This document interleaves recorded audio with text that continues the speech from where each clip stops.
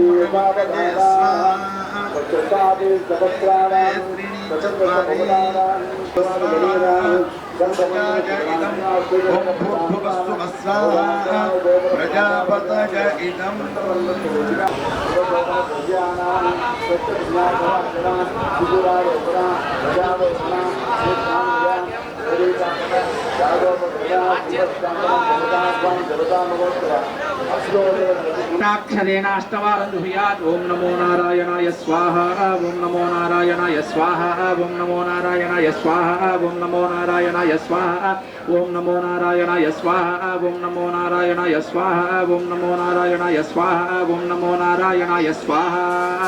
ओम भू स्वाहा अग्निदं भव स्वाहा वायुदं भव स्वाहा सूर्यादं भव स्वाहा प्रजा రామానుజాయ నమః. తెలంగాణ రాష్ట్ర ప్రభుత్వం వారు ముఖ్యంగా మన రాష్ట్ర ముఖ్యమంత్రి వారు రేవంత్ రెడ్డి గారు, అదేవిధంగా దేవాదాయ ధర్మాదాయ శాఖ మాత్యులు శ్రీమతి కొండా సురేఖ గారు, అదేవిధంగా శైలజారామ అయ్యర్ గారు, హనుమంతరావు గారు దేవాదాయ శాఖ కమిషనర్ వారు, వీరందరూ కూడా చక్కగా ప్రతి దేవాలయంలో కూడా వరుణ యాగాలు జరగాలని, తద్వారా మంచి వర్షాలు పడాలని, ప్రజలంతా సుఖంగా ఉండాలని ఏర్పాటు గావించారు. వారందరి సూచనల మేరకు భద్రాచల దేవస్థానంలో ముఖ్యంగా మా దేవస్థానం ఈవో గారు శ్రీమాన్ దామోదరరావు గారు చక్కగా ఈ రోజు తొలి ఏకాదశిని పురస్కరించుకొని మనకి సంవత్సరంలో అత్యంత పర్వదినాల్లో ఒకటిగా పరిగణించేటువంటి గొప్ప పర్వదినం ఈ ఏకాదశి. ఆ తొలి ఏకాదశి నాడు రామచంద్ర మహాప్రభు వారికి వారి ప్రీతి కలిగి సకల లోకాలు సుభిక్షంగా ఉండాలని శ్రీరామాత్మక వరుణయాగాన్ని ఇక్కడ నిర్వహించడం జరుగుతోంది. తద్వారా మనకి పాంచరాత్రాగమ శాస్త్రంలో కూడా ఈ ఈ వరుణ ప్రీతిగా చేయడాన్ని వైయూహికేష్టి అనేటువంటి ఒక ఇష్టిగా మనకి తెలపడం జరిగింది. ఆ విధంగా ఆగమ శాస్త్రంలో తెలిపిన దాన్ని అనుసంధానం చేసుకుంటూ ఇక్కడ చతుర్వేద